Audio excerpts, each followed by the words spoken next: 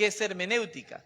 Por eso la hermana, no mentira, no voy a llamar a nadie para que haga una exposición, pero habla acerca de qué es la hermenéutica, que son las herramientas de interpretación bíblica. Y muy importante comenzar de esta manera porque la iglesia necesita no solamente conocer a Cristo, sino los estudios son muy importantes para poder tener un aprendizaje.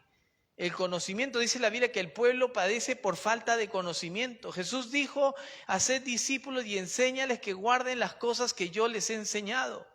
Tú no vas y te compras simplemente un televisor o algo material y no lees las instrucciones. Somos flojos para leer las instrucciones, pero cuando empieza a fallar vamos a Google y a YouTube y a ver qué podemos hacer para reparar aquella cosa que hemos comprado. Necesitamos el manual. Y como cristianos también necesitamos nosotros ese manual que es la Biblia, la palabra de Dios, para poder ver qué es lo que le agrada a Dios y cómo conocer a Dios.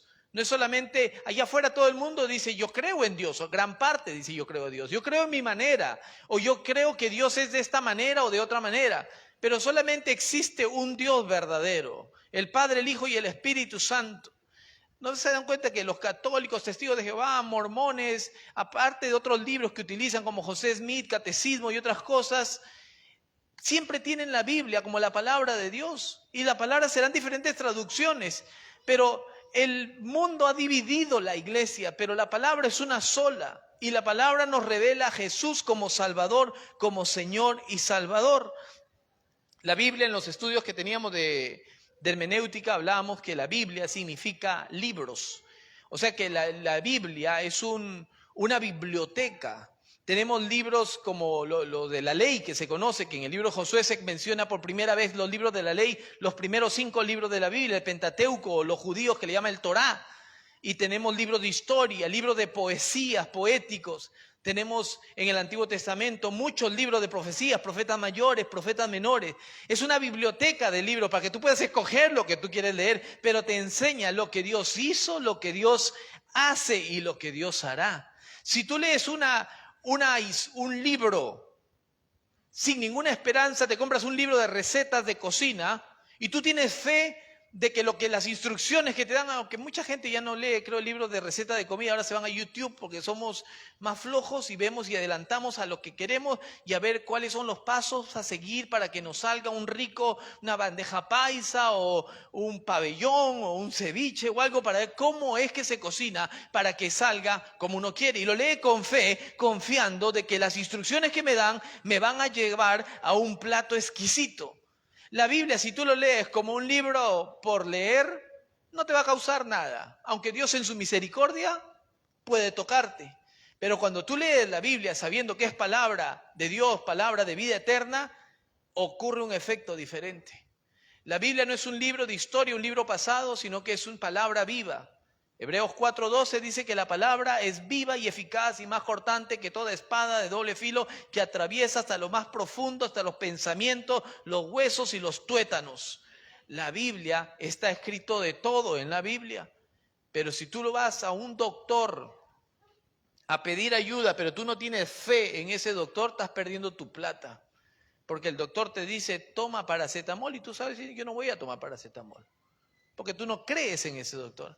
Pero si te envían a un doctor que te dicen de que ese doctor es bueno y la medicina que te va a dar, que la paracetamol te va a ayudar para ese problema que tú tienes y te la tomas confiando, tú vas a ver un resultado número 1, porque la batalla de la mente ya la ganaste por la confianza. Ahora, Dios no es un asunto de mente, Dios es Dios todopoderoso, el creador de los cielos y de la tierra. Y si Él en la Biblia te dice que yo no te desampararé, que estaré contigo hasta el fin del mundo, que Él es tu pastor y que nada te faltará, créeme que en las buenas y en las malas, Dios permanecerá fiel con su palabra. Los cielos y la tierra pasarán, pero su palabra permanece para siempre. Hablando de esto, en el estudio que vi el video, había algo que decía, ¿cuál es el propósito de la Biblia? ¿Se acuerdan? No le voy a decir, tranquilo, no me miren con cara de asustado, pastor, me parece el profesor Girafales que me va a agarrar a preguntas y ahorita va a decir, no. Acuérdense que decía ¿Cuál es el propósito? ¿Se acuerdan? Solamente levante la mano si se acuerda, no me lo digan, pero al menos el capítulo, el libro. Segunda de Timoteo 3:16. Y los agarraba como niños a cantar canciones, ¿se acuerdan? Les decía, acuérdense en Juan 3:16, segunda de Timoteo 3:16, que cumple 4 propósitos. Se lo dejo como tarea para su casa, busca para redarguir, instruir, enseñar. Todo ese propósito. La Biblia cumple un propósito. Todo cumple un propósito. La Biblia es palabra viva y cumple un propósito. Por esto, con esta introducción empiezo para motivar a la iglesia. Introducción, es que no me han puesto el contómetro. Entonces para mí yo sigo teniendo 35 minutos. O sea, no, porque con tiempo. Y entonces, ¿por qué empiezo con esto? ¿Por qué? Porque es importante que la iglesia hable con el pastor Richard, con la pastora Milena, que están encargados de lo que es el discipulado, para inscribirse en cursos, para aprender más de la Biblia. Hay cursos como La Vida Abundante, Panorama Bíblico y otros cursos que queremos empezar, pero queremos también motivar a la iglesia que se involucre con la iglesia, para empezar a trabajar en la iglesia y poder nosotros, con los pastores y los ancianos, enfocarnos un poco más en el discipulado, para poder llevar a la iglesia a un nivel mayor. Hay muchas cosas para hacer, dice la Biblia, la mies es mucha, los obreros son pocos, oremos para que Dios envíe obreros a la mies. Y voy avanzando porque creo que ya me descontaron en el contómetro. Yo no sé, en ese cerebro del hermano Vladimir va contando los segundos. La Biblia tiene cosas del pasado, presente y del futuro. Cuando lea la Biblia, léala con fe y con seguridad. Como este pastor es joven, que le gustan las redes sociales, que a veces estoy como ustedes, porque los veo que están conectados, revisando las ovejas cómo están. Y vi una publicación que decía la ciencia dice de 4 elementos básicos que todo ser humano necesita para poder sobrevivir. Y decían entre esos 4, agua, y el agua es esencial. A veces en momentos, nosotros somos tan flojos, a veces quiero comer algo pero no sé qué es. Comemos un chocolate, un pan y el cuerpo hasta que pide agua, agua, agua y no le damos agua. Estamos compuestos de agua y nosotros no queremos. Pero dice que necesitamos agua, aire, alimentos y luz. Y qué tremendo, porque las 7 declaraciones que da el libro de Juan acerca de Jesús, que narra, escribe y habla lo que Jesús mismo dijo acerca del aire: yo soy aliento de vida. Jesús dijo: yo soy el pan de vida. Y Jesús dijo: yo soy la luz del mundo. Y esos 4 elementos, en pocas palabras, yo como cristiano, fervientemente creedor de Jesús y de la palabra, creo que necesito a Jesús para poder sobrevivir. Si yo me quito uno de estos 4 elementos, si nosotros a veces no comemos o saltamos un almuerzo los latinos y sentimos que nos duele la cabeza. Hasta mi hijo me dice: me voy a morir de hambre, ¿por qué no desayunó? Y somos así, porque pensamos que no podemos más. Y la verdad es que sin Jesús nosotros no podemos vivir. Y en su misericordia es tan grande que Él nos cuida, como el Padre cuida al Hijo, que no nos damos cuenta que si no nos estrellamos en el auto, fue porque Dios nos guardaba. Si el avión que viajé no se cayó, no es solo porque el piloto es bueno, sino que tu fe está que el piloto ni siquiera lo ves ni lo conoces, pero que el avión te va a llevar a un lugar. Porque te subes en un avión sabiendo de que te va a llevar, te subes en un barco sabiendo que hay un capitán que te va a llevar al otro puerto, a donde tú vas. ¿Cuánto más Jesús, que puedes entrar en esta vida diciéndole: Jesús, sé tú el piloto de mi vida, siéntate en el trono de mi corazón, guíame y que se haga tu voluntad y no la mía? Y hablando de eso como introducción, ¿le pusieron pausa, creo? No, pero dice, en el libro de Ezequiel 47 hay una profecía, y quiero tomar esto como ejemplo de algo que pasó, que es en el presente, y cosas futuras. Ezequiel, desde el capítulo 40, léanlo casa, en el profeta Ezequiel, Dios le muestra las cosas futuras de lo que va a acontecer, del tabernáculo, de la venida de Cristo y todo esto. Pero en Ezequiel 47, del 1 al 12, para los que no tienen Biblia lo van a poner aquí adelante, dice la palabra de Dios: me hizo volver luego a la entrada de la casa, y aquí aguas que salían de debajo del umbral de la casa hacia el oriente, porque la fachada de la casa estaba al oriente y las aguas descendían de debajo hacia el lado derecho de la casa al sur del altar. No se preocupe que ahora les voy a explicar todo, porque a veces uno lee esos libros de la profecía del Antiguo Testamento y uno se rasca la cabeza y dice: ¿qué está hablando? No entiendo nada. Y dice el verso 2 en adelante, y me sacó por el camino de la puerta del norte y me hizo dar la vuelta por el camino exterior fuera de la puerta al camino de la que mira al oriente, y vi que las aguas que salían del lado derecho. Y salió el varón hacia el oriente llevando un cordel en su mano y midió 1000 codos y me hizo pasar por las aguas hasta los tobillos.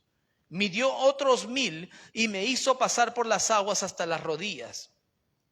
Midió luego otros 1000 y me hizo pasar por las aguas hasta los lomos. Midió otros 1000 y era un río que yo no podía pasar porque las aguas habían crecido de manera que el río no se podía pasar sino a nado. Y me dijo, ¿has visto esto, hijo de hombre? Después me llevó y me hizo volver a la ribera del río. Y volviendo yo, vi que en la ribera del río había muchísimos árboles a uno y otro lado. Y me dijo, estas aguas salen a la región del oriente y descenderán al Arabá y entrarán en el mar, y entradas en el mar recibirán sanidad las aguas. Y toda alma viviente que nadare por donde quiera que entrar en estos dos ríos, vivirá. Y habrá muchísimos peces por haber entrado allá estas aguas, y recibirán sanidad, y vivirá todo lo que entrar en este río. Y junto a él estarán los pescadores, y desde Engadi hasta en Eglaim será su tendedero de redes, y por sus especies serán los peces tan numerosos como los peces del mar grande. Sus pantanos y sus lagunas no se sanearán, quedarán para salinas. Y junto al río en la ribera, a uno y otro lado, crecerá toda clase de árboles frutales. Sus hojas nunca caerán, ni faltará su fruto. A su tiempo madurará, porque sus aguas salen del santuario, y su fruto será para comer, y su hoja para medicina. Este pasaje, aparte de hablar las cosas futuras, Dios tiene un mensaje presente para la vida espiritual de cada uno de nosotros. Él tuvo una visión, el profeta Ezequiel. Y cuando habla acerca de esa casa, no es otra casa que la misma casa de Dios, la morada de Dios, el trono de Dios, la presencia manifiesta de Dios. Si nosotros en un momento de gloria, en un momento de adoración, sentimos su presencia, que me toca, que me hace llorar, su palabra, un versículo que me toca, un abrazo de un hermano, de una persona, algo que nos conmueve tanto. ¿Te puedes imaginar lo que es estar con Jesús? Un soldado romano dice que miraba y decía, verdaderamente este era el Hijo de Dios. Porque poder ver a Jesús, poder sentir su presencia, uno no puede salir igual que como entró. Aunque sea va a crear en nuestra mente una incertidumbre. ¿Y si es verdad lo que me están diciendo? ¿Será que tengo que cambiar? Ya no sales igual que como tú entraste y escuchaste algo. Por eso los políticos, cuando se ponen a dar su discurso, alguno va creyendo en un político, pero sale otro con un discurso impresionante. Nosotros en Perú tuvimos un presidente que no sé si estará vivo, dicen que está muerto, no lo sé, pero tenía una labia. ¿Se acuerdan? Alan García. ¡Qué hombre para poder hablar! Inglaterra tuvo a Tony Blair. ¡Qué hombre para poder hablar! Obama. Hay gente que tiene una manera para poder hablar, un poder de convencimiento, que quizás tú llegaste siendo de un partido y saliste de otro, hijo, porque saliste con una duda. Pero cuando tú hablas con Dios, ustedes son cristianos, pero cuando tú hablas allá afuera, cuando te pones con eso, con hablar con un ateo quizás. Yo hablé con un amigo uruguayo y le decía, para ti no existe Dios. Para mí sí existe Dios. Y tú te enojas y me cuestionas, yo no te puedo traer a Dios y presentártelo. Podemos estar por horas, semanas, yo no puedo hacer nada, no tengo poder de convencimiento. Lo único que te puedo decir es que mi Dios nunca falla. Y lo único, si quieres, cierra tus ojos y habla y dile, ese Dios que si existes, así como dice Edward, quiero conocerte. Y Dios va a llegar a tu vida, de una u otra manera. De una u otra manera. En Estados Unidos había un narcotraficante muy famoso, muy famoso, llamado Steve Hill. Y ese hombre le predicaron y él no quería saber nada del evangelio.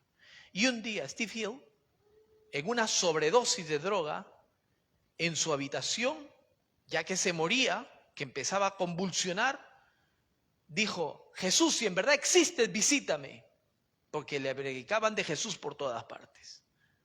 Dice que se quedó dormido, nada pasó. De repente, dice que tuvo una visión y que el techo se abrió y que vio como una luz resplandeciente que descendió y le dijo: ¿quién eres? Dijo: yo soy Jesús al que tú llamaste. Dice que le tocó la frente. Inmediatamente toda esa droga que tenía dentro le empezó a botar. Y dice que él salió corriendo, tiró la droga, tiró los dólares y le dijo a sus amigos: Cristo es real. Y le dijeron: loco fanático. El hombre empezó el ministerio en Argentina, Steve Hill. Poderoso. Él estuvo en el avivamiento de Pensacola. No sé si lo han escuchado. Busquen en YouTube el revival de Pensacola. Impresionante los bautizos. Skinheads y gente esas racistas convirtiéndose a Cristo. Un mover impresionante. Él falleció con cáncer. Ya partió con el Señor. Pero hasta el último día, él predicó el evangelio. Impresionante, porque una persona que tiene un encuentro con Dios no puede salir igual. Les hablaba de Jesús y Nicodemo hace poco. No puede salir igual desde que tú estás en la presencia de Dios.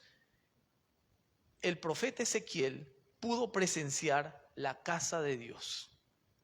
Y de la casa de Dios salía agua. El agua tipifica la palabra. En Efesios habla, creo que 5:26, o no me acuerdo, que por el lavamiento del agua. Pero en el libro de Apocalipsis, la misma visión que Dios le habla a Ezequiel, en Apocalipsis 22:1, Dios le muestra al apóstol Juan y le dice lo siguiente en Apocalipsis 22:1. Le dice: después me mostró un río limpio de agua de vida, resplandeciente como cristal, que salía del trono de Dios y del Cordero. Esa agua, esa palabra que sale de la boca de Dios.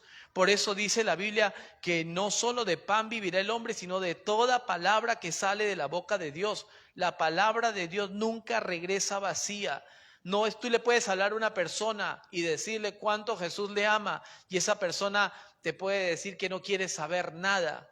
Hubo un pandillero, Nicky Cruz, en las calles de Nueva York, de la banda de los Mau Mau, y le predicaban el evangelio. Y a ese David Wilkerson que le predicó, le dijo: no me hables de Jesús, te voy a cortar en 1000 pedazos y lo voy a tirar por las calles de Nueva York. Y David Wilkerson le dijo: y cada pedazo te va a decir que Jesús te ama. Un día, cuando se reúnen con las bandas para pelear, hay una película completa en YouTube, se llama La Cruz y el Puñal, muy antigua pero muy poderosa. ¿Qué fue? Dios lo tocó. Nicky Cruz está mayor ya, tendrá cerca de los 80 años, puertorriqueño, hasta la actualidad predica en las calles de Nueva York. Porque su vida cambió después de tener un encuentro con Dios. Dios cambia, Dios transforma y Dios renueva. Y la presencia de Dios sale de la presencia de la casa de Dios. Hay una mujer, gloria a Dios, tengo tiempo. Gracias, hermano Blacho, por haber puesto el tiempo así alargado. Hay una historia, ustedes seguro la han escuchado, una mujer samaritana. No se querían con los judíos. Jesús se puso a conversar con ella. Era una mujer quizás despreciada, porque dice que era la hora sexta, o sea, el mediodía, donde el sol da fuerte a sacar agua. Excluida del resto de personas quizás, pero ahí estaba ella. Y se acerca a Jesús a hablar con ella. Acuérdense que el que habla con Jesús no sale igual. Quizás nadie te ha predicado, pero puedes hablar, y a los que nos ven a través de la conexión, pueden decirle: si eres verdad, habla conmigo. Y Dios responde la oración. Jesús se acerca y le dice: dame de beber. Ella no entendió en ese momento quién estaba hablando con ella. Hay veces que yo no entiendo esa persona que se sienta conmigo al lado del tren, al lado del bus, mi jefe, o la persona, el colega o el estudiante. No entendemos por qué Dios nos trajo a esta nación. No entendemos por qué vamos a lugares. A veces pensamos que es casualidad o por un futuro mejor económico o por cualquier otra cosa. Pero Dios tiene un plan mayor, más grande. Los planes de Dios son poderosos y se cumplen. Jesús fue a ese lugar por esa mujer. La mujer fue para sacar agua. Jesús no podía pasar, bueno, podía pasar, pero los judíos normalmente no pasaban por Samaria, se daban una vuelta. Pero pasó porque Él conoce todo y Él sabe cuando tú lloras, cuando estás enfermo, cuando tienes tristeza, cuando tienes necesidad. Por eso la Biblia dice, los angustiados oren y los que están alegres canten alabanza. Por eso clama a mí, dice el Señor, y yo te responderé y te enseñaré cosas grandes y ocultas que tú no conoces. Porque Dios tiene planes grandiosos. Y esa mujer que estaba ahí le dice, dame de beber, le dice el Señor. Y hay mucha bendición, voy avanzando. En el verso 3 hay una conversación, probablemente era un ángel el que le mostró lo siguiente a Ezequiel. Y dice que le dijo, y salió, versículo 3 de Ezequiel 47, y salió el varón hacia el oriente llevando un cordel en su mano y midió 1000 codos y me hizo pasar por las aguas hasta los tobillos, probablemente 5 cuadras de distancia. Y lo lleva y le muestra que las aguas, dice, le llegaban hasta los tobillos. No sé usted, pero cuando yo voy a una playa que no conozco, ¿ustedes han ido a la playa aquí en Inglaterra? ¿Sí? El agua es caliente, ¿no es cierto? Frío. ¿Qué es lo primero que uno hace cuando va a la playa? Se emociona, quiere entrar, meterse un chapuzón, pero el que no ha ido, primero se saca las sandalias, se acerca a la orilla y pone el dedo gordo así en el agua para probar si está frío o caliente o tibio, para ver cómo está. A veces nos engaña y parece tibio porque hasta un par de centímetros. Después, esta agua es helada. Pero primero uno prueba las aguas para ver cómo son. Y es necesario porque nosotros venimos a la iglesia, pero muchos no leemos la Biblia. ¿Cómo voy a edificar? ¿Cómo voy a crecer? ¿Cómo voy a conocer si yo no me instruyo con la palabra de Dios? Y a veces estamos años y nosotros no hemos metido ese dedo gordo en el agua para probar las delicias de la palabra de Dios, o lo hemos leído como un libro de historia y no como palabra de Dios. Pero cuando vas entrando y vas probando el agua, ahora ya estás con los pies mojados. Te empieza, uy, qué rico, hace calor, el agua está fresca, quiero más. Empieza a despertar, empiezas a encontrar en la palabra un gozo, empiezas a encontrar palabras de vida eterna. Pero todavía falta el resto del cuerpo. Todavía falta el peinado que te hiciste en la peluquería ayer o el maquillaje con el que has ido a la playa. ¿Te vas a meter más al fondo en el agua o no? Empieza ahora la carne con lo espiritual a tener una batalla. ¿Qué es lo que vas a hacer? Y entonces es ahí donde tú tienes que tomar una decisión. El profeta, el ángel le enseña al profeta, versículo 4. Midió otros 1000 y me hizo pasar por las aguas hasta las rodillas. Midió luego otros 1000 y me hizo pasar las aguas hasta los lomos. Y qué tremendo es esto. Cuando ya esto todavía está en las rodillas, todavía estás, todavía estás así. ¿No les ha pasado? Vayan a la playa este verano. Vamos a hacer unos bautizos, Dios mediante, y también paseos a las playas, como lo hemos hecho en otras épocas. Y vas a ver cómo estás. Cuando empieza a subir esa agua y está en los lomos, ya como que tú tienes control. ¿No les ha pasado? Como si ya yo puedo manejarme bien en estas aguas. Ya sé la profundidad que tiene estas aguas. Ya no tengo el frío que tenía antes con esta agua fría. Empiezas a ver algo diferente. La palabra de Dios es para que nosotros nos inundemos en las palabras de Dios. Porque el agua es lo que nos limpia. La palabra de Dios nos limpia. Jesús te da la salvación. La palabra nos enseña, nos prepara, nos edifica, nos redarguye, nos instruye, nos enseña. Según de Timoteo 3:16, recuerde siempre, según de Timoteo 3:16, me habla del propósito de la palabra de Dios. Y después, ahora tú te encuentras con el agua hasta aquí. Y ahora ves tú. Si me meto dentro de la profundidad del agua, quizás se me corre todo el maquillaje que me hice o el cabello. ¿Y por qué digo eso? Es una expresión como diciendo, si me meto en esto, voy a tener que dejar la doble vida que yo llevo. Si me meto mucho con Cristo, voy a empezar, Dios me va a confrontar el adulterio que vivo, la fornicación, las mentiras, el robar, el engañar, el estafar. porque a Dios no le va a agradar, porque estoy leyendo la Biblia y dice que no seamos celosos, que no tenga contienda, que no tenga ira, me confronte el ego, confronte el orgullo, me confronta la carne. Y es ahí donde tú tienes que tomar una decisión, parecido a lo que yo les hablo a la parábola de la semilla, ¿no es cierto? Que va y cae en diferentes lugares. Dios nos da la salvación, nos da su palabra, nos da las herramientas y nosotros tomamos la decisión. A ti te ponen un plato de comida, tú decides si te lo comes o no te lo comes. Hasta que tú no lo pruebes, tú no puedes saber si ese plato de verdad es rico. Nosotros comemos un pescado que se cocina con limón, llamado ceviche, algunos lo han probado. Mucha gente no lo quiere probar porque dice pescado crudo. Digo, no, el limón lo cose. Pero hasta que no lo prueben, a algunos les gustará, a otros no les gustará, me encanta. Pero hasta que tú no pruebes o te traigan algo. En Colombia, en Perú también comen hormigas fritas, en una parte de Colombia, en Perú también en la selva, unas hormigas grandes. Y que hasta que tú no las pruebas, tú no puedes saber a qué saben. Tú tienes que tomar una decisión. ¿Qué es lo que quieres hacer? Pero Dios no quiere que estés tú en la orilla con las aguas hasta las rodillas o hasta el lomo.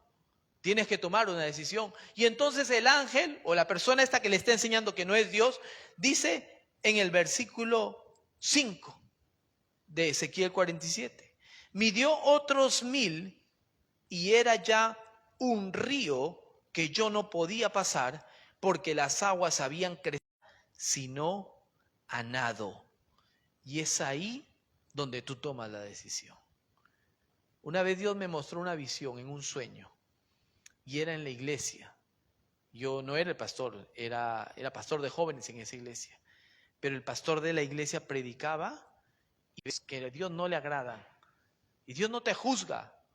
Dios lo que hace te perdona y te limpia, pero déjate limpiar. Cuando entramos a esas aguas, empieza esa limpieza. Y algo más profundo ya, para terminar en estos últimos 5 minutos. Bueno, dice 8, pero voy a tratar de hacerlo en 5. O sea, no me crean. Versículo 6. Ezequiel 47 en adelante, dice lo siguiente. Y me dijo, ¿has visto, hijo de hombre? Después me llevó y me hizo volver por la ribera del río. Y volviendo yo, vi que en la ribera del río había muchísimos árboles a uno y otro lado. Y me dijo, estas aguas salen a la región del oriente y descenderán al Arabá y entrarán en el mar. Y entradas en el mar recibirán sanidad las aguas. Y toda alma viviente que nadare por donde quiera que entrar en estos 2 ríos, vivirá. Y habrá muchísimos peces por haber entrado allá estas aguas. Y recibirán sanidad y vivirá todo lo que entrare en este río.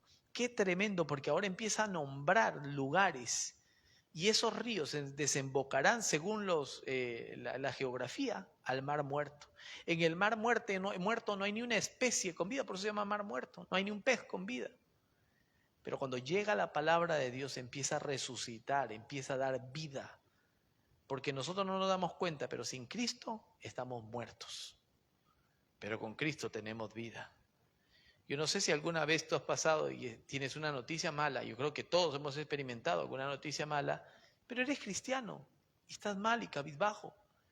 Pero al leer la palabra, después de haber orado, tu perspectiva ahora es diferente. Porque el problema sigue estando ahí. Pero ahora tú ya en tu mente, ya ganaste la primera batalla, dejándolo que Jesús tome control. ¿Y qué es lo que haces? Entonces ahora te fortaleces a través de la palabra. Y dice, sí, era un problema. Como la mujer de la Sirofenicia, la mujer cananea. Ella fue porque la hija estaba endemoniada, pero después ya no se quiso ir. Le dijo, oh, mujer, tu fe es grande, porque el estar hablando con Jesús había una transformación. No puede ser lo mismo. Uno no quiere estar en lo mismo, hay una transformación. Y es la palabra de Dios. Hablando de la mujer samaritana. Cuenta la historia en el libro de Juan capítulo 4. Y en el versículo 13, 14 dice lo siguiente. Respondiendo Jesús y le dijo, cualquiera que bebiere de esta agua, Jesús le dice, volverá a tener sed de esa agua que está en ese pozo. de esa agua que tú viniste a sacar aquí. Quizás tú dices, vine a este trabajo, no me pagan bien, no me tratan bien, pero Dios te llevó a ese lugar con un propósito. Esta casa que me dio el gobierno, y somos mal agradecidos. Este trabajo que tengo, quizás otro no tiene trabajo. Este arroz con huevo que estoy comiendo, quizás otro come bistec. Pero dale gracias a Dios, porque otro quizás no tiene que comer. Pero Dios tiene un plan y un propósito más grande y mayor. Y Jesús le dice, invito a que nos pongamos de pie. Jesús le dijo a la mujer samaritana, cualquiera que bebiere de esta agua volverá a tener sed. Y en el 14 de Juan capítulo 4 le dice, mas el que bebiere del agua que yo le daré, no tendrá sed jamás, sino que el agua que yo le daré será en él una fuente de agua que salte para vida eterna. Esta mujer samaritana, yo me imagino, habrá dicho la mujer samaritana, este hombre no me juzgó como me juzgaron otros. Quizás a la mujer samaritana la escupían, la trataban como lo peor de lo peor, excluida, apartada, menospreciada, despreciada, pero se encontró con una persona que le mostró lo más grande, el amor, la humildad, el enseñarle, eres importante, vales la pena. Quizás otras venían a sacar agua más tarde, pero tú viniste a la mejor hora, en el mejor momento. Y yo vine porque vi tu sufrimiento, vi tu clamor, y por eso vine. Los discípulos encuentran a Jesús hablando con una mujer samaritana y se quedaron atónitos, asombrados. ¿Cómo se le ocurre a él hablar con una mujer samaritana? Pero es Jesús y ya lo conocemos a Jesús. Seguro que tiene un plan perfecto, tiene algo grandioso. Va a salir una enseñanza impresionante de todo este escenario que estamos viendo. Algo empieza a ocurrir y después de lo que habla, la mujer le dice a Jesús, dame de beber. Después de escuchar y entender, yo quiero el Dios que tú me estás hablando. Yo quiero de esa paz que ustedes tienen. Yo quiero sentir esa presencia. Quizás has llegado a mojarte los tobillos, las rodillas, el lomo, pero de ahí te has regresado porque fuiste confrontado por la palabra de Dios con cosas que Dios te dice, entrégame tus pecados, entrégame tu dolor, entrégame tus cargas, tu trabajo, entrégame eso que lo tienes guardado y escondido y no lo quieres dejar. Yo quiero perdonarte, yo quiero limpiarte, yo quiero purificarte, yo quiero restaurarte. No importa si la madre que te tuvo en el vientre se olvidara de ti, yo con todo te recojo, yo te amo con amor eterno. Ese es el Jesús que predicamos, ese es el Jesús que salva, el Jesús que nos confronta, nos ama. La mujer fue la primera misionera de la Biblia. Salió corriendo, se fue a Samaria y dice, creo que es el Mesías que están esperando los judíos. Creo que es Dios el que habló conmigo. Las palabras que Dios le había dado a ella las compartió de esa agua que empezaron a correr a través de sus labios. ¿Sabe lo que hicieron los samaritanos? Fueron corriendo a ver si era verdad. ¿Dónde está Jesús? Y fueron y se encontraron con Jesús. Y ahora los samaritanos dijeron lo siguiente: antes habíamos oído a la mujer samaritana, pero ahora lo hemos oído nosotros en persona. Ahora creemos porque lo puedo ver. Yo te puedo hablar a ti y decirte que Jesús te ama, pero cuando tú experimentas el amor de Dios, tu vida se transforma, porque no puede ser lo mismo. Juan 7:37 dice: en el último y gran día de la fiesta, Jesús se puso en pie y alzó la voz diciendo, lo que voy a decir solo lo leo yo, pero fue lo que Jesús dijo. Dijo, si alguno tiene sed, venga a mí y beba. El que cree en mí, como dice la Escritura, de su interior correrán ríos de agua viva. Para que corran esos ríos tienes que empaparte de la palabra. Te invito a que ahí donde tú estás cierres tus ojos y que medites en esta palabra. Dios no te juzga, Dios nos confronta con amor, empezando desde mi persona, estando en el púlpito, de las cosas que tengo que cambiar y tomar una decisión, que me tengo que meter en esos ríos de agua cristalina, limpia y pura de su palabra, para poder ser limpio. Señor Jesús, presentamos la iglesia delante de ti. Presentamos a cada uno de los hermanos, personas, seres vivientes, desde el menor hasta el mayor, que ha venido el día de hoy, de los que nos ven a través de las redes sociales. Tu palabra nunca regresa vacía y cumple el propósito en su tiempo. Oramos para que esas aguas de tu palabra que hemos compartido hoy caigan en terreno fértil. Y si alguna persona aquí presente o a través de las redes nunca ha abierto su corazón y confesado y haberle dicho: Señor Jesús, quiero conocerte, quiero que entres en mi vida. Si alguna persona, yo le invito a que tome la decisión de pasar al frente y aceptar a Cristo, guiándolos nosotros en una oración.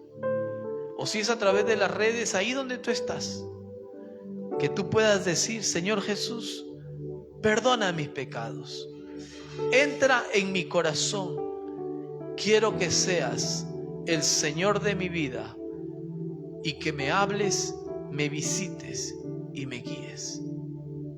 Señor Jesús, te doy gracias por este tiempo, por la congregación, por tu misericordia y por tu amor, Señor, hacia nosotros. No siendo dignos, tú nos escogiste, nos llamaste de tinieblas a luz, nos perdonaste nuestros pecados, nos limpiaste, nos sanaste, nos restauras y nos fortaleces y nos guías de gloria en gloria y de poder en poder, para poder verte, para poder adorarte,